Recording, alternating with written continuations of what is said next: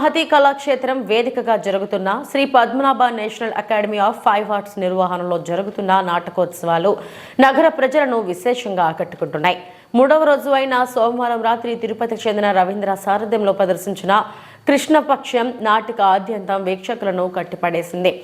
మనిషి పతనానికి మగువ కారణమని, వాటికి బానిసైతే మనిషి పతనం ఎలా జరుగుతుందో ఈ నాటకం ద్వారా కళ్లకు కట్టినట్లు చూపించారు.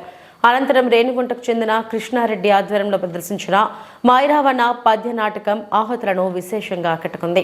ఈ నాటకోత్సవానికి ముఖ్య అతిథిగా హాజరైన రాయలసీమ రంగస్థల చైర్మన్ గుండాల గోపీనాథ్ రెడ్డి మాట్లాడుతూ అంతరించిపోతున్న నాటక రంగానికి ప్రతి ఒక్కరూ చేయూతనివ్వాలని, అప్పుడే ఈ నాటక రంగాన్ని భావితరాలకు అందించగలమని సూచించారు.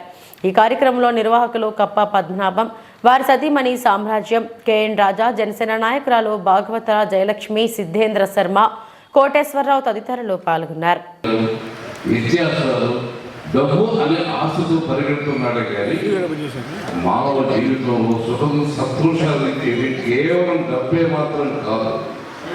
ఒక మహాగణేశుడు ఎలా పత్రమైపోయాడో ఆ స్త్రీ మధువుకి బానిసయ్యి, అలాగే జీవిత స్థానిక మహతి కళాక్షేత్రంలో Kasba Padmanabham international fine arts 20వ వార్షికోత్సవం సందర్భంగా మహతి కళాక్షేత్రంలో 16 నుంచి కార్యక్రమాలు 4 రోజులు ఉన్నాయి. ఈరోజు 3వ రోజు. ఈ 3వ రోజు కృష్ణపక్షం సాంఘిక నాటకం, అలాగే మైరావం నాటకం 2 అద్భుతంగా ప్రదర్శించారు కళాకారులు. అలాగే రేపు కూడా ఉంటుంది శ్రీకృష్ణ రాయబారం, రేపు ముగింపు.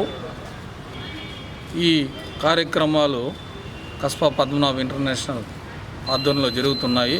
ప్రతి ఒక్కరూ వచ్చి వీక్షించాలి, కళలను మనం బతికించాలి, మన సంస్కృతి సాంప్రదాయాలను భావితరాలకు అందించాలనే ఉద్దేశంతోనే తిరుపతిలో ఈ కళా సంస్థలంతా ఇటువంటి ప్రోగ్రాంలు చేస్తున్నారు.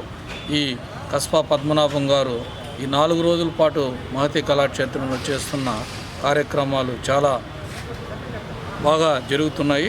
రేపు కూడా అందరూ వచ్చి కార్యక్రమాన్ని దిగ్విజయం చేయాలని కోరుతున్నాను.